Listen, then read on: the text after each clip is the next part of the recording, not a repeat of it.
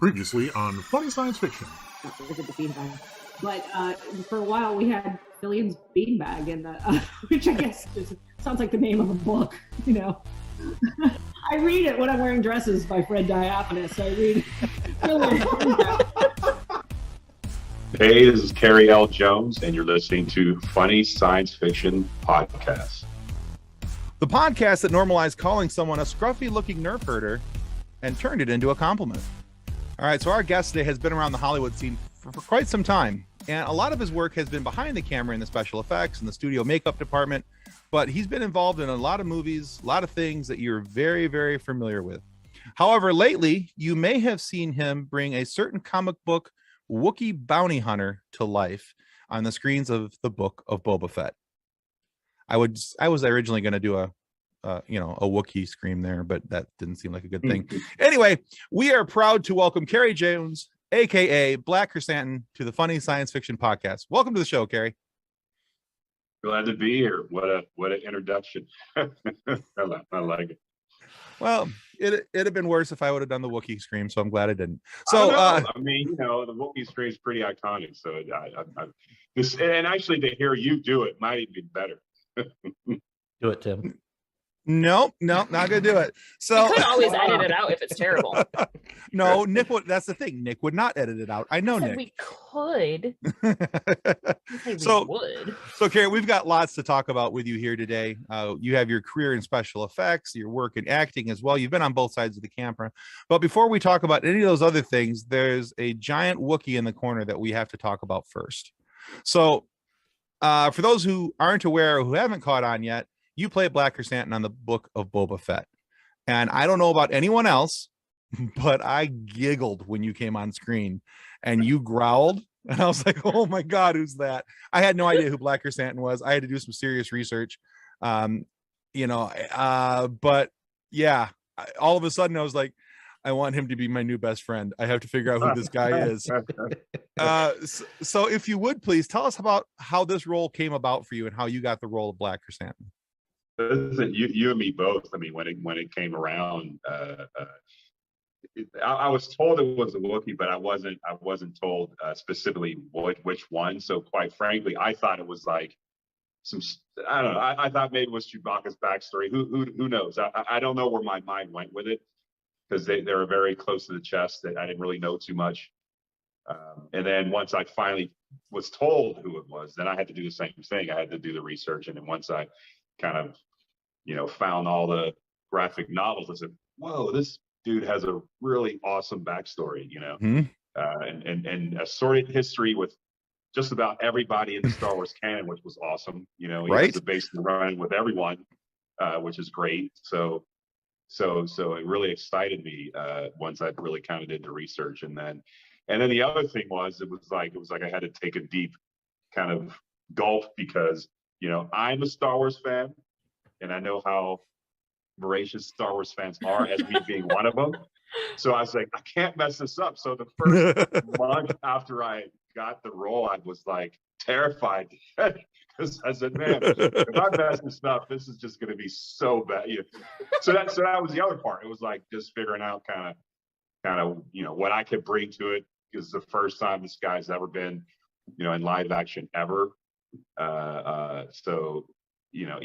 Yeah, so it was a lot on my mind for a solid few months before we even started filming. It was pretty crazy, but it was awesome. It was great.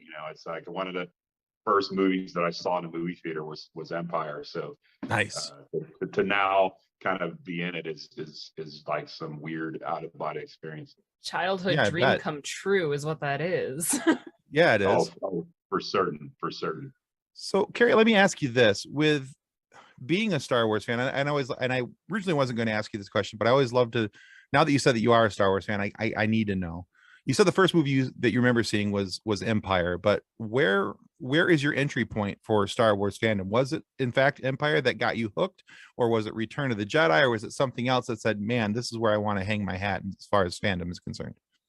Well, because I wasn't born yet when it came out, I think, the year after I was born. So I was one. I hadn't seen A New Hope yet. And so when Empire came out, I was old enough to go to the theater to see it. Right. So, and when I went to the theater to see it, I remember we got tickets, took buses across town to get up to the theater, and from Pittsburgh, Pennsylvania, and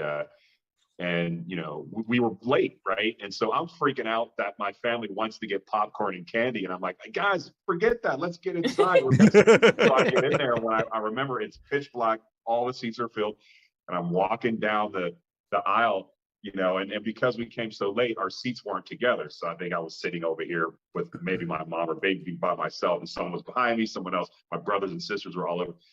And but when I walked in, it was like the beginning scroll, and I had missed just a very, very part of it. And I was, and I'm reading it, and I did not want to sit in my seat because I was afraid if I turned away to sit down, I'd miss something else, and they're trying to drag me into my seat, like, oh, sit down.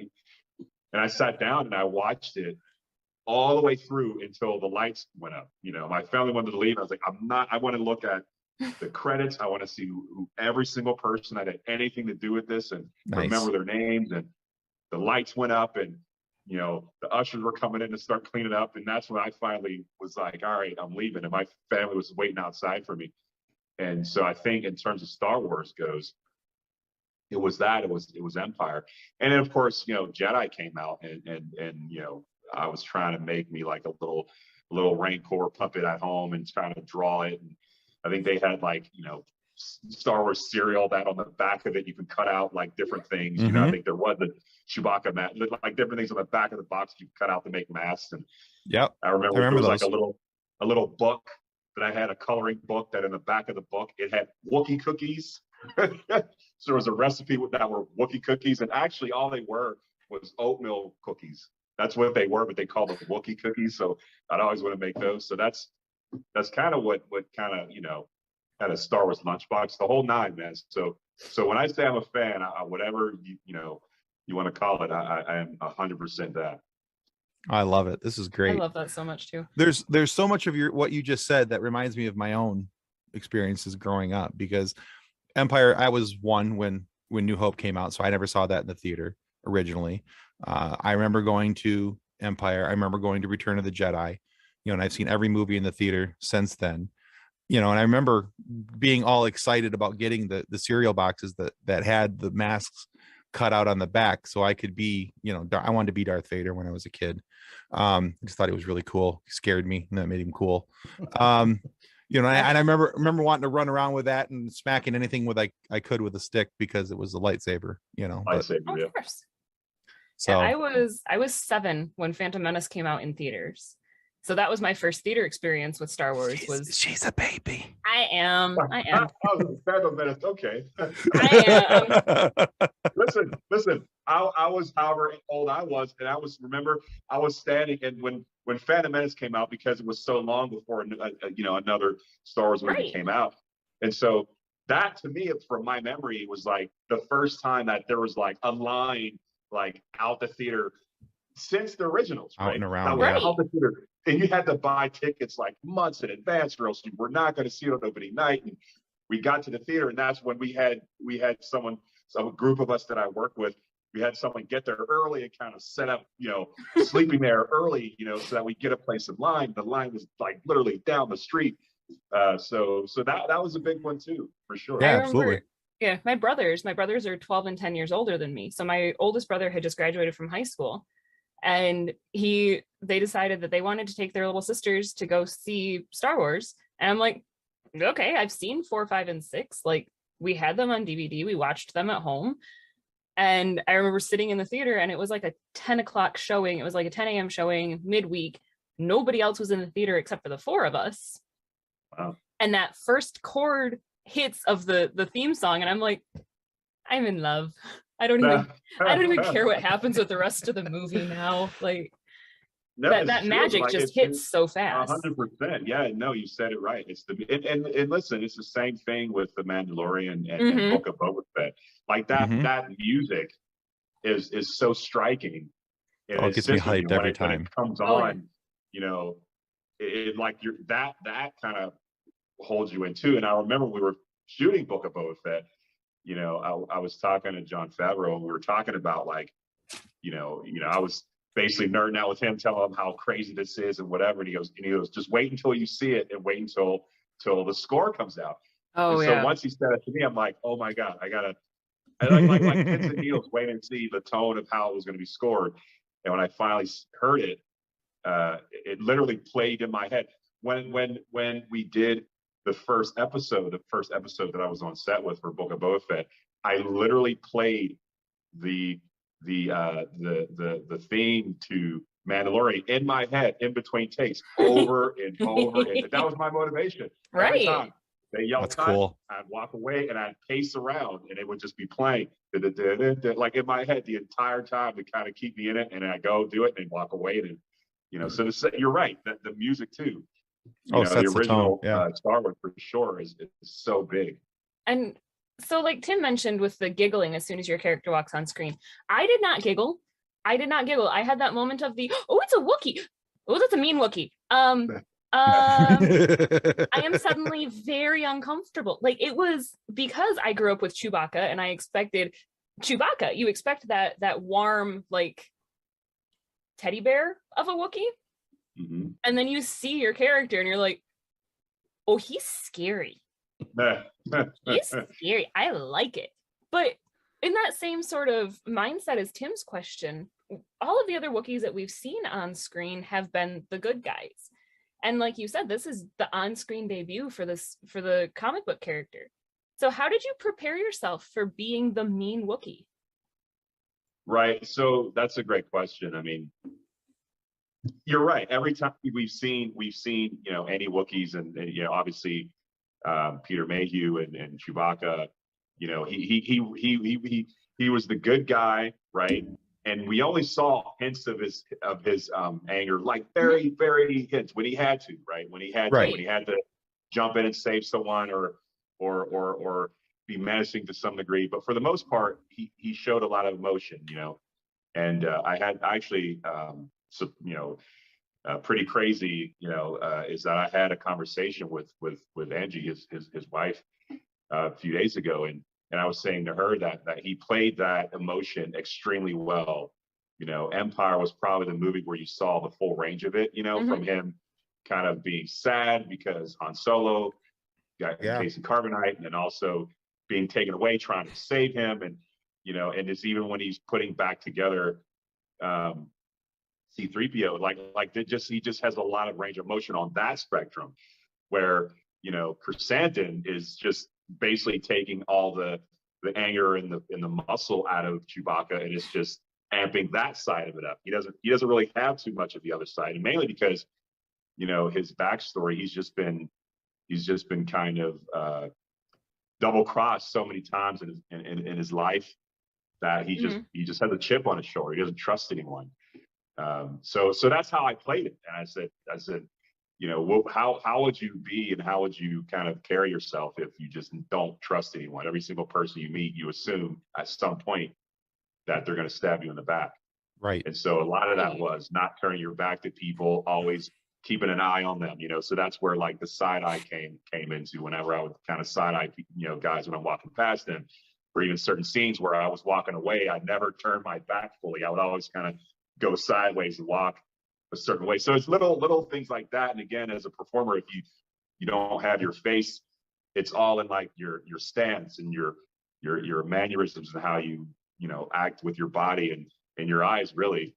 So I just thought about that and just put myself into that space of mistrust and always having a chip on my shoulder, and I would stare in the mirror and kind of just do certain things with my eyes and look around and say, oh, I like that, I'll use it for this scene or that scene. So, and I mean, with the amount of prosthetic, with the amount of hair, there's a lot of facial features that are hidden behind that you have to emote so much more. And you did a fantastic job. I mean, you can tell that he's a jaded, beaten character. You can see it in his face that he doesn't trust anybody. He's not going to turn his back on them.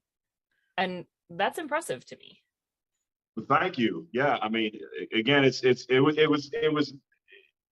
was more of just trying to create kind of what his edge was, and then again reacting of that, because even when I'm inside Garza's place, Mhm. that at that point I'm kind of betrayed, right? And I'm kind of disappointed, and I'm like ready to snap. so Right. so when I'm sitting there, the whole time I'm like, okay, what does that feel in real life? Like, how would I sit?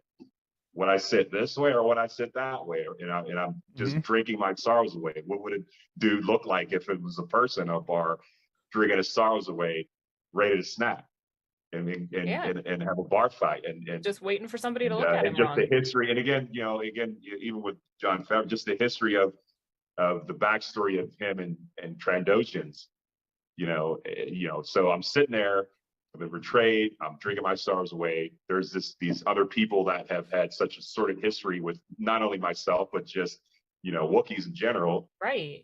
How would I react to that? And I feel like that's something that a casual Star Wars casual Star Wars fan would miss. They would miss the history between Trandoshans and Wookiees.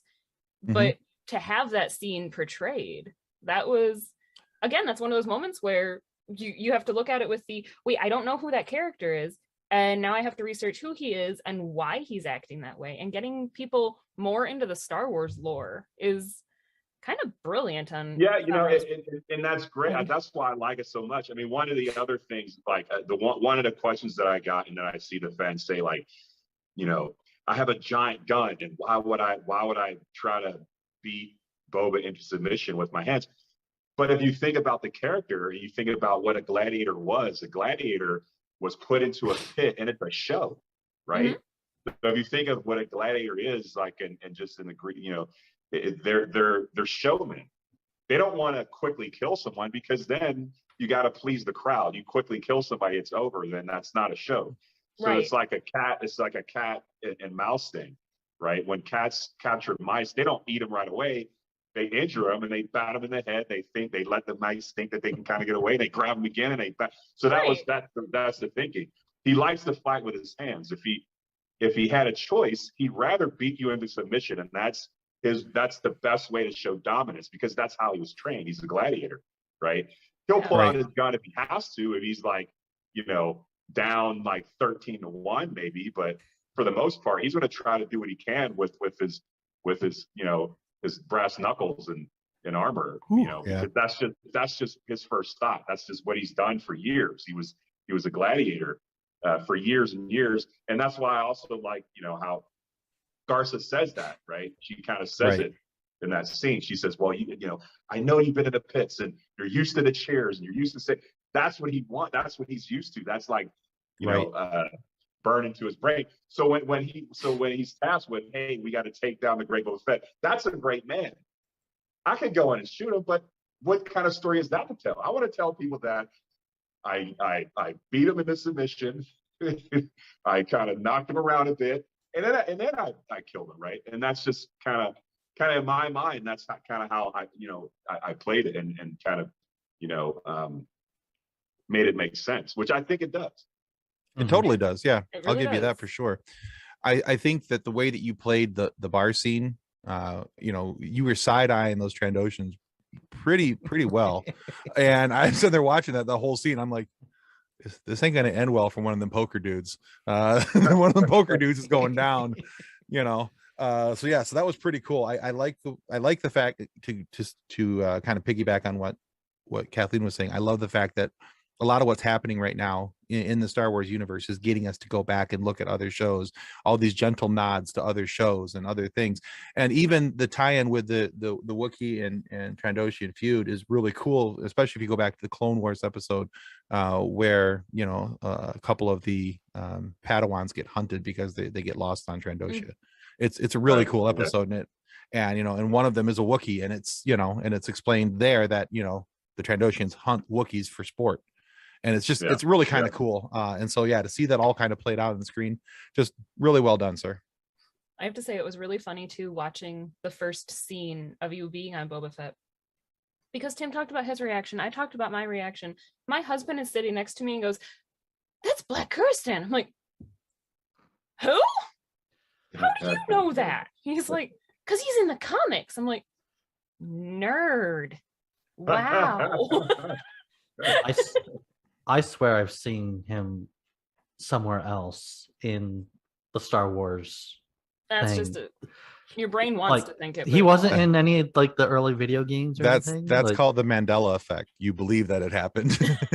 I was about to say, I think you believe it is because the character is familiar, but him specifically, you have not seen. No. Right. no, No, there's been other Wookiees in other games, other Wookiee characters, but not Black Krrsantan.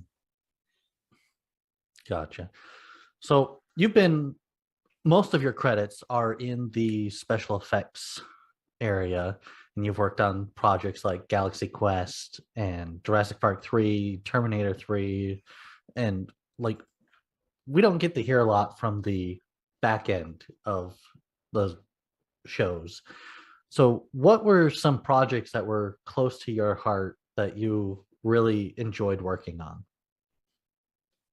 Well, I mean, a lot of the ones you just said, and only because, again, just you know, as a movie fan and just as a fan of like effects in general, as a kid growing up, these are all movies that I would watch in the theater and see like, oh my God, it'd be great to have worked on it, right? Because at that point, I'm like, they're never going to do this again.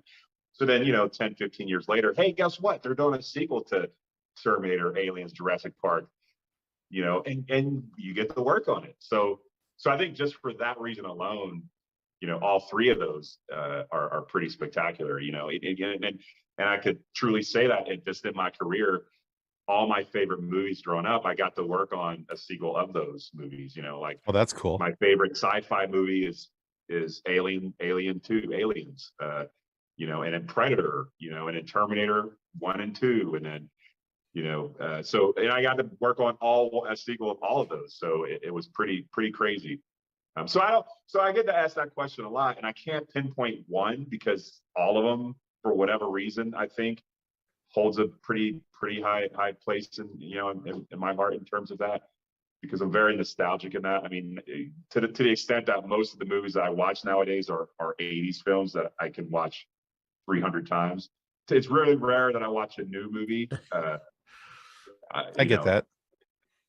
But yeah, so a lot of it is that. A lot of the movies that I think that are at the top of my list are ones that I was a fan of a kid and got a chance to work on as an adult. And then others are just because of the people that I worked with. Predators was awesome because not only did I get a chance, Greg Nicotero gave me a chance to be one of the Predators, but I also was able to work on it and be a creative on it as well, helping build a lot of this stuff. And I had a great time. We shot that with Rob Rodriguez in Austin and in Hawaii and Nimrod Antal directing, and it was a lot of fun. The crew and everybody was pretty amazing. All right, cool.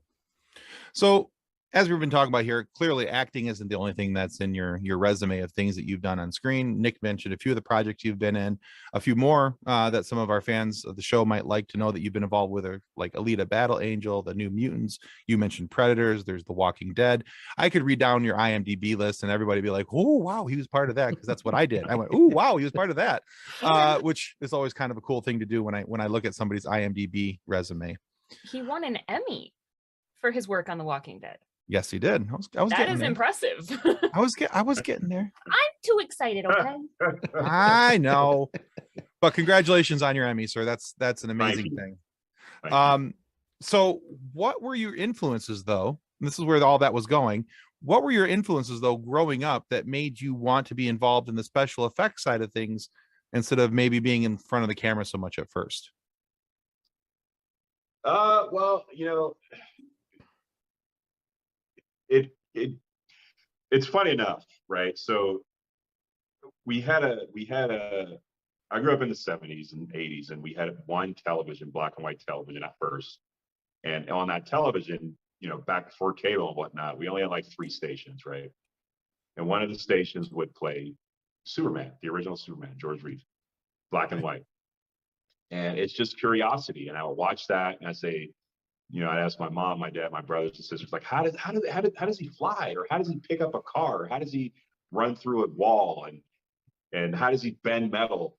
And so you know, that just started my curiosity trying to figure that stuff out, you know, and the library, I'd go to the library and read whatever books I could about movies and things like that. You know, I did want to be an actor, like I've said before, you know, as well.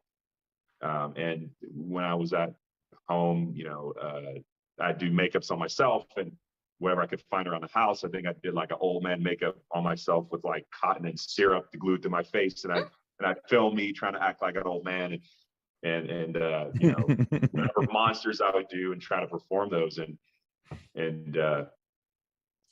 just throughout time, just the opportunities came more on the makeup effects side than anything. I mean, I did a few things in Pittsburgh. I did like a couple commercials, things like that, but just for opportunity, makeup effects came in, and I did develop a passion for it. The more and more I learned about it, the more stuff I did at home, the more people encouraged me to do it, the more people told me, hey, you know, you should kind of look into that more. That were actually in the industry and in my art classes, things like that, and that's kind of how it spawned. And then more and more movies came out that I think in my era that were pretty groundbreaking in terms of makeup effects. You know, like I said, the Terminators came out, the Aliens came out, and the Thing came out, and The Fog, and you know, John Carpenter movies, and then there was that era of the slasher films.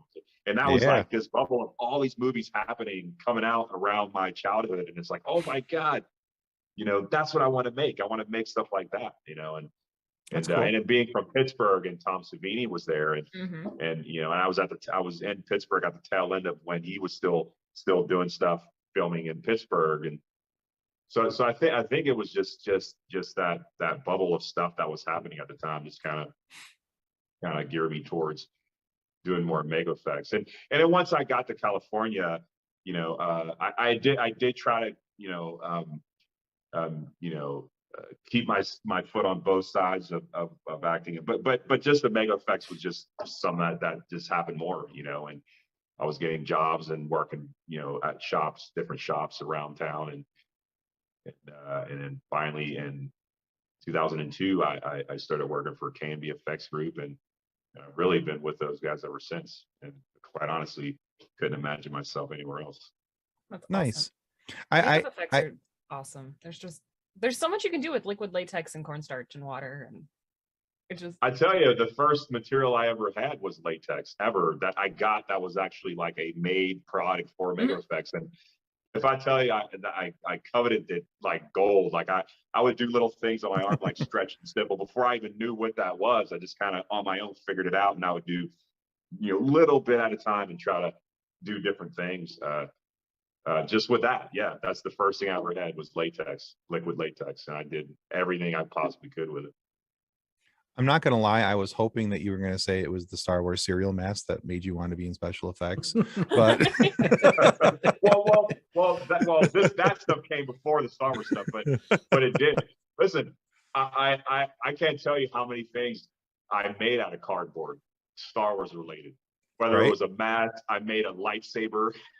I just made it, you know, rolled it up out of cardboard and made that a lightsaber. And I would take boxes and try to make little droids and robots and vehicles and stuff out of just boxes. My mom, I would just get boxes from her job. I was like, Mom, you got extra boxes? And she'd bring boxes home. And that was like my material that I'd cut and try to make into weird stuff in my room and color it.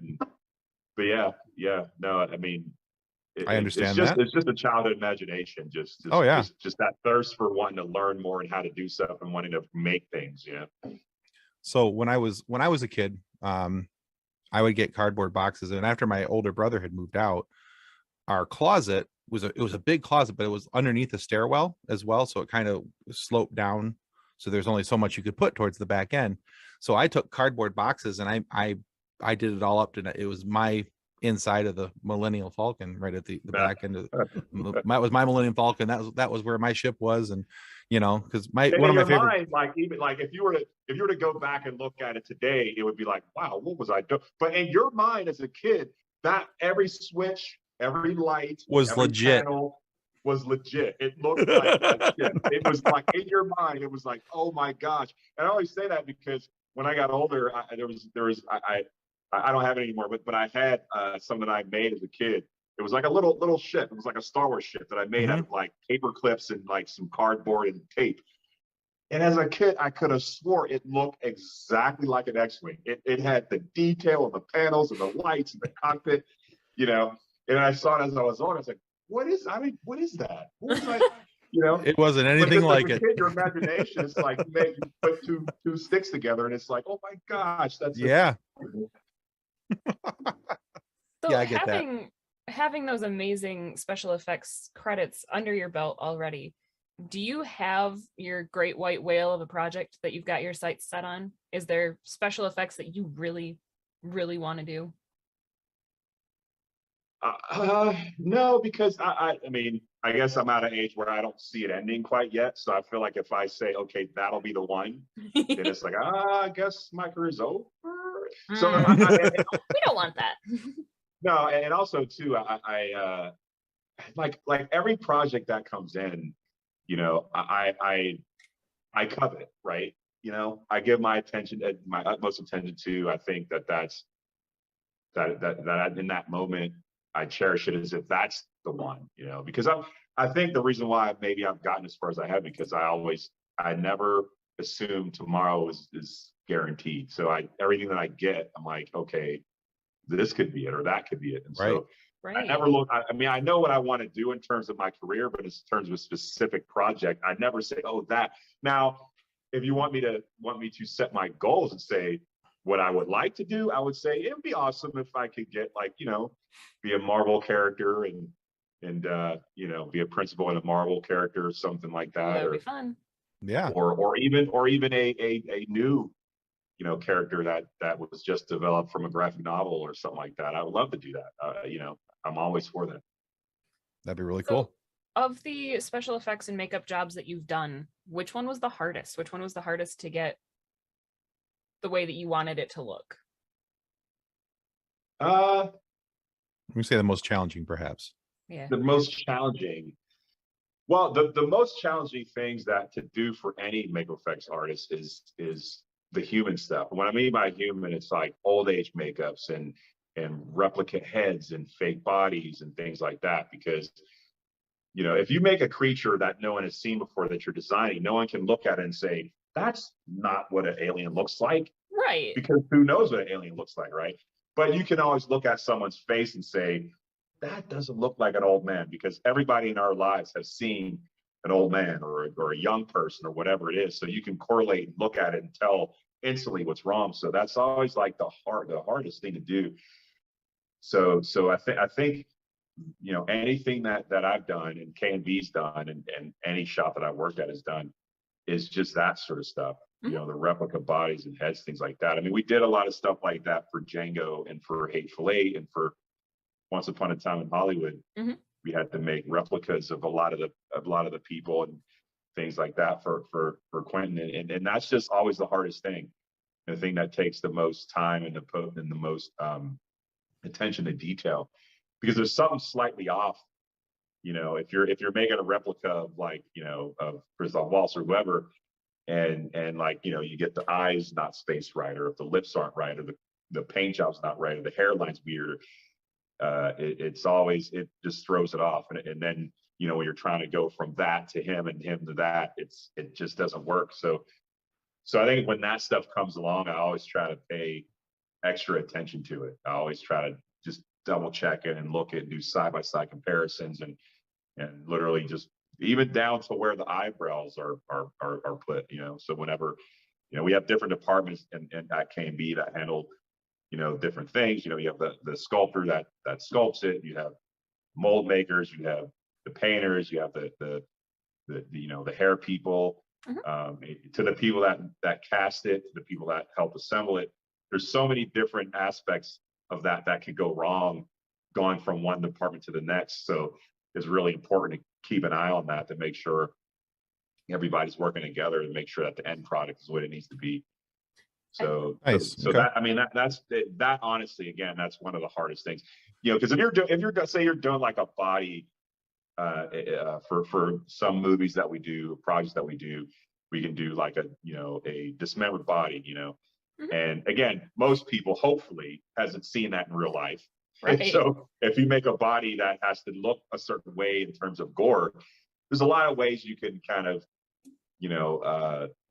fix that or make it look right or weird. And then a lot of times what we make as replicas and that sort of thing, actually the real thing looks fake, because we get references of what the real thing looks like, as morbid as that is.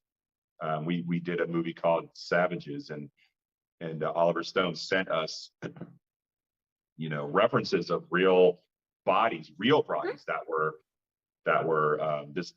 decapitated, dismembered, and laid in the streets, and that stuff to look fake.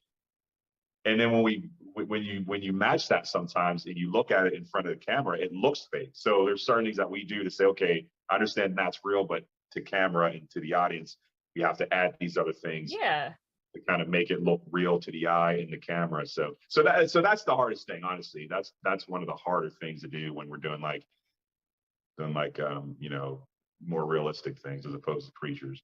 See, and I always would have thought that like the creatures, and specifically like Walking Dead with the zombies and the decaying, like I figured that would be harder because there's so many little things. I didn't think about making things look real being the challenge to it, but that actually makes a lot of sense. That's actually really cool to learn. Yeah, I mean, with The Walking Dead, and I mean, there's a lot of latitude that we got, because the reality is that if a body's decayed to that extent, they wouldn't be up and walking, even if it was still alive. Like if you're decayed to that degree, you just wouldn't be able to walk, because there's still just physics, right? There's muscles and there's tendons that pull certain things. So if this is rotted off.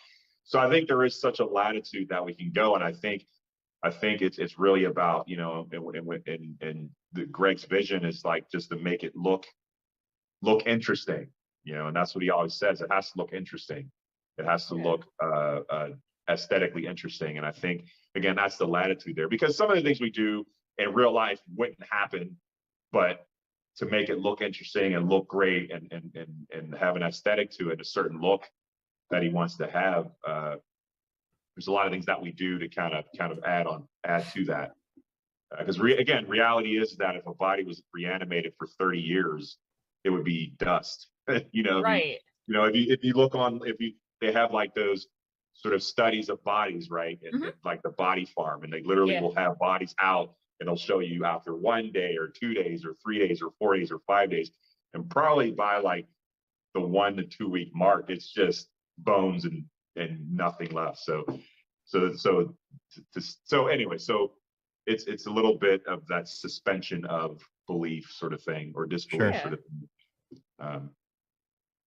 So there's a lot of fascinating though. I absolutely find it fascinating, because it is so cool what you guys can make look realistic, even though it's prosthetics, and it's just, I've always thought it's a form of because really you're adding with prosthetics, you're adding, and you're not taking away. But even though we're adding, we're still able to make things look smaller. But it's just literally, it's just certain tricks that all makeup effects artists do to the eye. To make the stomach look smaller, you in fact build the chest out. So a lot of times when we make people look emaciated in the stomach, we're actually making them bigger. Right. But that's in theory that's counterproductive, but that's what we do, and then it's just tricks to the camera, right? And so if an arm's missing, sometimes we do have actual amputees, but in that moment that we can't, you'll have an arm behind the back, like this, and you have the stump coming out there, and as long as the camera stays on that side, you can't see the real arm. So a lot of it is placement of camera. It's just kind of a team of people just making sure that we're able to pull off the illusion. As somebody who can never get her eyeliner to match, even, I'm amazed. Absolutely amazed. So you have a lot of experience in the effects world. What advice would you like to give to like a younger you or someone entering the makeup effects world? I always like to say just never stop learning and never stop being open-minded to learn more, and not only about your specific skill, but also understanding other skills, because it's always works together, right? Because if you're doing an effect and you don't understand about cameras and camera angles, things like that, then the effect doesn't work. It can blow the effect. Or if you don't have a relationship with that person, it makes it tough. Or even nowadays, visual effects is such a tool that we use, and we don't want to make their job harder, and they don't in turn want our job to be hard. So a lot of times having some knowledge, even if you're a makeup effects artist, to know about how visual effects works and lighting works, because sometimes our gags work best in certain lighting, and so it's just to me, I always say just constantly being a student and being voracious and wanting to learn more and understand more about your craft and your art. And a lot of it is that. A lot of it is just being an illusionist to some degree. That's one of the things that actually in Pittsburgh, because when I grew up, they didn't have a makeup shop or anything like that. Mm-hmm. And one of the first places that I went to was a magic shop. And when I went in there, I was like, I saw different illusions and different things, and I'm like, oh, hey, wait a minute, this is like, being a magician, like, and that was my direct relation. So I always drive across town to the south side, and I'd go to this magic shop, and I'd see different magic tricks that they have in there. There was one, and actually that's the first time I saw like a fake hand. I think it was like this gag where, like, it's like this, like, you have a hand that's like, and then you shake someone's hand and they pull it off, and it's like, oh, it's a fake hand. So I saw that sitting there, and I was like, hey, oh my gosh, So I think that's the first time I started seeing stuff like that in a magic shop. And then down the line, they ended up having this Bob Kelly makeup kit that I couldn't afford, but I would go in there and covet every time I look at it and ask the guy if I can look inside to see what was inside of it. And I write down what it was. Oh, rubberized grease paint. Oh, those brushes. And eventually, because no one bought it, it sat in there forever. And finally, he sold me just that little bottle of liquid latex that I was telling you about. And that's what I had forever. It was expensive, but I kept it forever, and tried to use little bits at a time and just do little things on myself. But so anyways, it's just be a student, constantly learn about as much as you can, not only about your position, but about filmmaking in general. I think that's really important. Excellent. All right, so I have a question for you that is not movie related. Now, people can't tell by looking at you sitting there, but you're 6'7" according to IMDb. Yeah, true. All right, so you're 6'7". I'm 6'3". My dad is also 6'7". My boys are 6'3" and 6'5". Height really isn't an issue in our family. But we're also kind of used to people making silly or, remarks or questions because of our height when we go around all these different places. And, my dad's a big dude, tall and other. Big dude. But he's a big dude. He's a walking billboard. He's a large. The best hugs, though. Yeah, he does. He's a large, massive man. We love him. But like I said, we've kind of gotten used to all these silly questions and comments. What is the silliest thing the silliest thing that people say to you that you've gotten used to hearing because of being a tall man? Well, I mean, how tall are you? I mean, that's the one thing. But the thing that happens quite often is when I'm in the grocery store. So Bingo. I'll walk down the aisle, and even recently, I'll walk down the aisle in the grocery store, just mind my own business, and then someone will look at me. And honestly, maybe this is my conceitedness. I'm thinking that they recognize me for whatever something. So I'm like, okay, hey, this is the first time it's ever happened. That's cool. And so they'll look at me, and I'll kind of look at them, and they'll look at me, and I'll look at them, and then I'm thinking that they're going to say, "Aren't you Carey Jones?" But they go, "Can you get that from the top shelf and pull that down?" I'm like, oh, every time. Sure. Happens all the time. Time. So I guess that is a question, right? So I guess that qualifies. That is the most question I'm asked very often. Can you get that off the top shelf? All the time. I love it when somebody sees somebody tall and they're like, wow, you're really tall. It's like, really? I didn't notice. The two things that I always get. It's always, I mean, actually, I don't, surprising enough, I don't get the question of like how tall are you as much anymore, but I used to. I mean, it's funny because when I was growing up, I hated being tall. I hated it because when I just a shy dude and I just wanted to fit in, right? And so it was always like I was like up here and everybody was here for a while. And then it was like everybody wanted to play sports and I didn't want to play sports for a while. I mean, I eventually did and I was pretty good, but I just didn't want to. I didn't want to do anything because of my height. I did everything I could to sort of minimize the fact that I was taller. Sure. I didn't like it.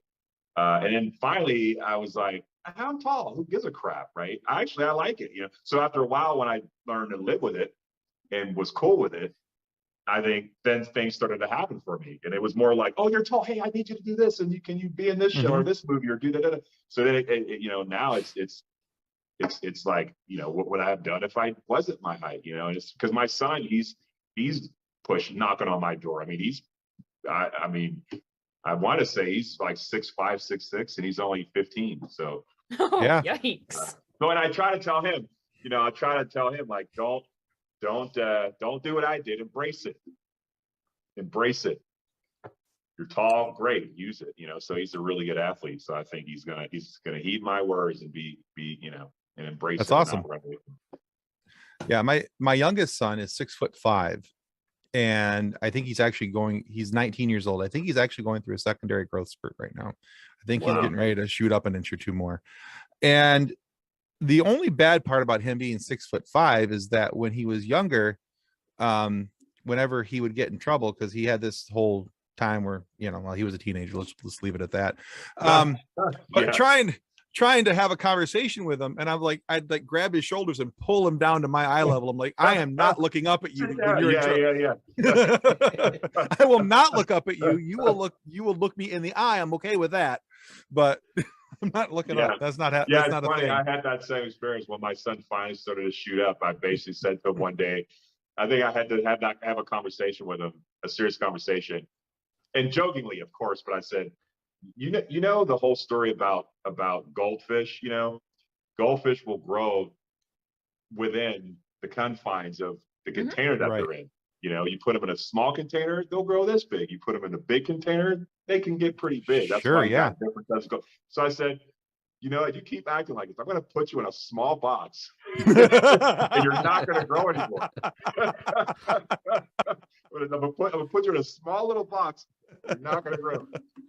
Because he just was shooting up, and I'm like, man, like these conversations, it's a little bit more intimidating. Before I could look down on you, and that's all it took. Hey, don't do that again, But now it's like he's looking me in my eyes, and I'm like, all right, sit down when I talk to you. Nice. My mother-in-law has a story of when my husband was little that he tried to boss her around, and she told him that people who are this tall don't tell people who are this tall what to do. And my husband's 6 foot, my mother-in-law's 5'6", and it's like, it doesn't work anymore. She tried to tell him something the other day, and he did the people who are this tall don't tell people who are this tall what to do. And I'm like, oh boy, you are going to get yourself slapped. I'm like, I don't care that you are a 40-year-old man. She is going to slap you. Still your mama. Oh, yeah, gotta respect the mama. Yes, that's right. They're scary. Moms are scary. I'm going to try to convince my 3-year-old that moms are scary. Doesn't work, but I don't know how that works for you. I'm going to try. So back to the Star Wars universe a little bit, because I have a slightly silly question. And now that I know how big of a Star Wars fan you are, this is going to be I think it's going to be a very fun question. So if you could live anywhere in the Star Wars universe, what planet would you live on? And what do you think you would do for a living? Wow, what an existential question. For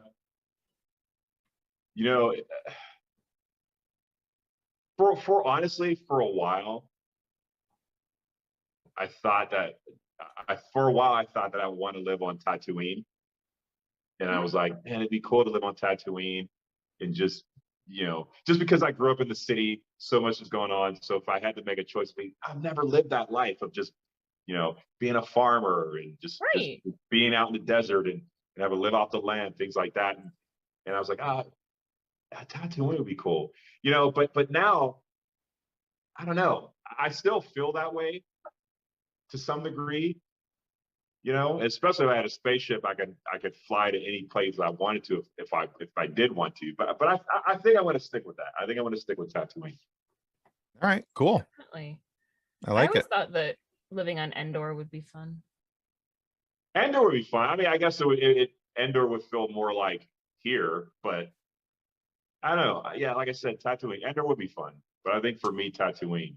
I think Tatooine would it sounds drab, but I think that would probably be my choice. I think that the current Michigan weather has made it so that I will never want to live on Hoth. I'm good. Yeah, no, Hoth would not be. Hoth I was grew out up in from the Pittsburgh, beginning. Pennsylvania, Mhm. and we got some terrible cold. And actually this past winter, I got snowed in Lake Tahoe, where it was like the snowbanks were like taller than me.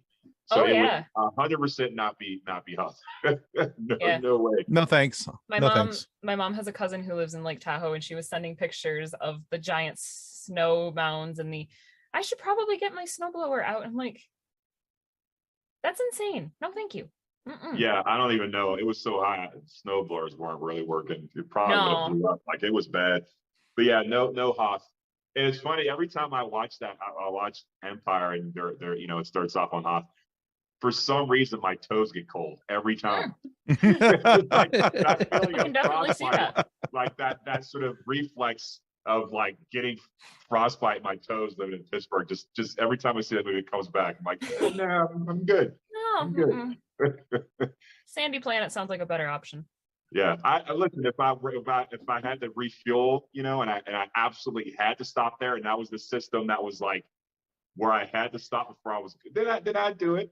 But I don't think I'd get out of my my ship. I think I'd probably pay the extra credits to have like a Jawa kind of come out and refuel. And pay the extra credits, so I didn't have to get out of my ship to kind of take off and keep going where I was going. Is that how the Jawa got the part off the Pike ship? Yeah, maybe. Yeah, listen, maybe. Very much so. Jawas they're bold. They're resourceful little things. Yeah, very resourceful.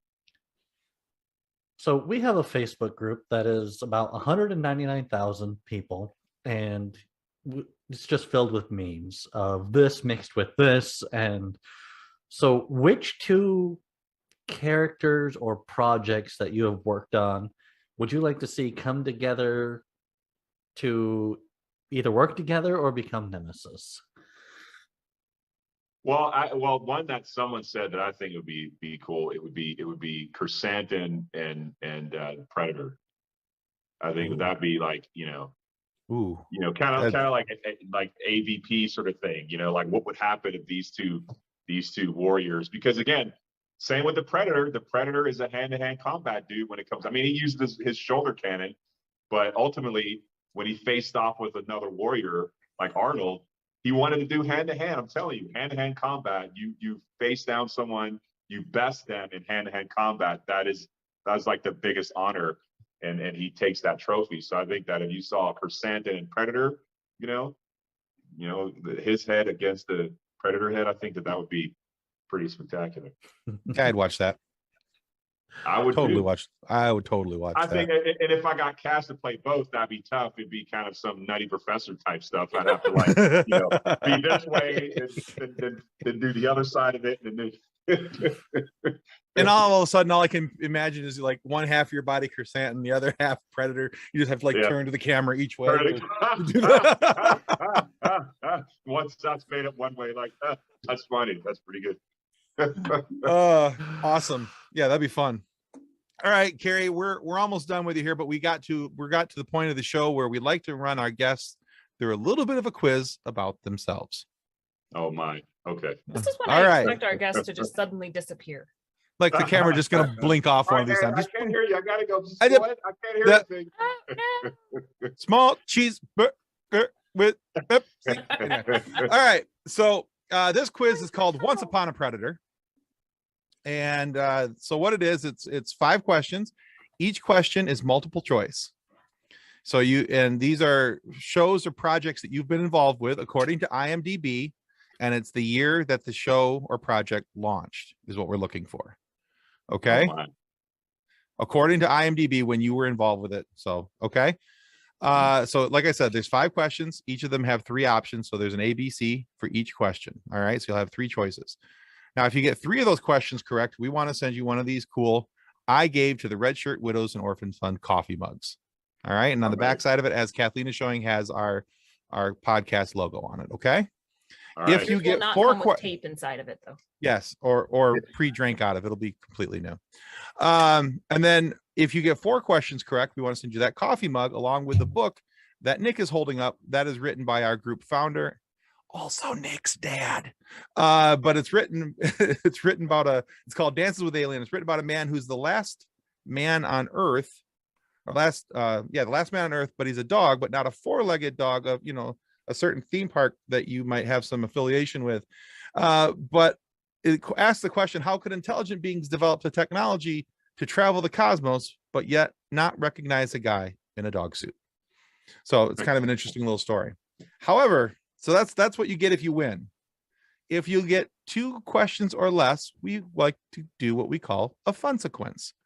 We take a picture of you, we make a meme out of you, and we put you into our group like that. Are you okay with that? Okay. Well, so it depends on what the memes are. The meme would be it'll be very tastefully done. We gotta remember our show is family friendly, so we will keep it family friendly, and you'll be in good company. Dan Povenmire from Phineas and Ferb is a former meme recipient. And I don't know if you know Amber Hollinger. She's also a meme recipient, and a few other people as well, but they're all tastefully done. Nothing that will be nothing that will make you go, oh my, what did I agree to? So nothing scandalous. Yes, nothing exactly. that'll make you get in contact with our lawyers, because exactly, we don't have any. So, and then as a reminder, so what we're looking for here is, according to IMDb, the launch year of the show or movie that it said you were involved with. Okay. All right. Scooby-Doo, Curse of the Lake Monster. Was it 2010, 2001, or 2011? Well, I know it wasn't 2001. You said 2010 or 2011. I'm gonna go with 2011. Oh, off by 1. It was 2010. I knew it was one of the 2, because sometimes it's when I work on it that it comes out like a year later. Mm-hmm. So in my mind, it's like the year that I worked on it. All right, very good. Next one. All right. The Watchmen series. Is that 2021, 2014, or 2019? 2019. That is very correct. good. All right, 1 and 1. Fear the Walking Dead. 2010, 2020, or 2015?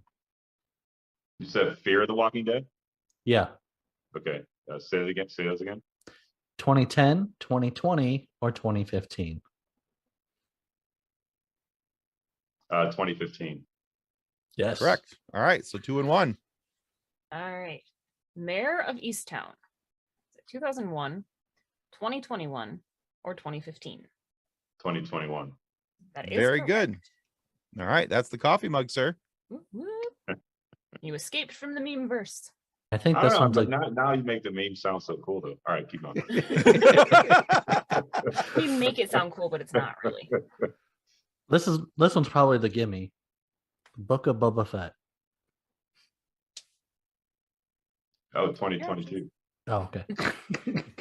There you I go. was letting you give me the options. Yeah. Yeah, no worries. All right, so that gets you the coffee mug and the book. So after we say goodbye to everybody, hang around a quick second and we'll get your shipping information. Okay. That was good. Well, Carey, thank you so much for being on the show today. Where can our listeners go to find out more about what you're doing now? Right now, my Instagram, Carey L Jones, at Carey L Jones. I'm keeping a little bit of a low profile until after the season's over. You know, I don't want to spoil it for the fans. So, but you know, I drop little things on there here and there, but I'll probably put more on, you know, after the finale is. So everybody watch finale this Wednesday. Yeah. Nice. Yeah. All right. Well, we will definitely link your Instagram in our show description so that our listeners can find you. All right. And we want to remind everybody that subscribing is the single most important thing that you can do to help the show continue to grow. It's that little button down there. Just hit it once. Don't hit it twice. But we want to make sure that if you do that, it helps us to continue to grow, helps us to continue to get amazing guests like Carey Jones here today to talk about all these cool things that he's been a part of and much more. So please subscribe. It helps us more than you'll ever really know. And be sure to go check out Carey's site over on Instagram. Follow his page for some more cool content as well. Now, however, if for whatever reason you're unhappy with the content of today's show, please feel free to lodge a complaint with the head of our complaint department. That, of course, is the bounty hunter, Black Krrsantan, where for the right price, every offender is looked at like he's a Trandoshan and likely to have his arms ripped off. But on the off chance you catch him on a good day, the offenders may get away with just a punch from those sparkly little knuckle dusters he has. Either way, I suppose this is really going to hurt. So, friends, please report responsibly, if nothing else, for our sake. Well, thanks again, guys. Bye, guys. Goodbye. Thanks for listening to Funny Science Fiction Podcast. Our show is brought to you by our charity sponsor, the Red Shirt Widows and Orphans Fund, which supports the Wishbone Teen Foundation that helps out sick kids when they need it most. And just imagine the comfort you'll give Red Shirt Crewman number 72. He'll know that when he puts on the red shirt and joins Boba Fett in the fight against the Pikes, that he didn't leave his family destitute and without hope, because the Red Shirt Widows and Orphans Fund has his back and what's left of his Beskar. And speaking of sponsors and show partners, check out this short video from our good friends over at Level Up Lightsabers.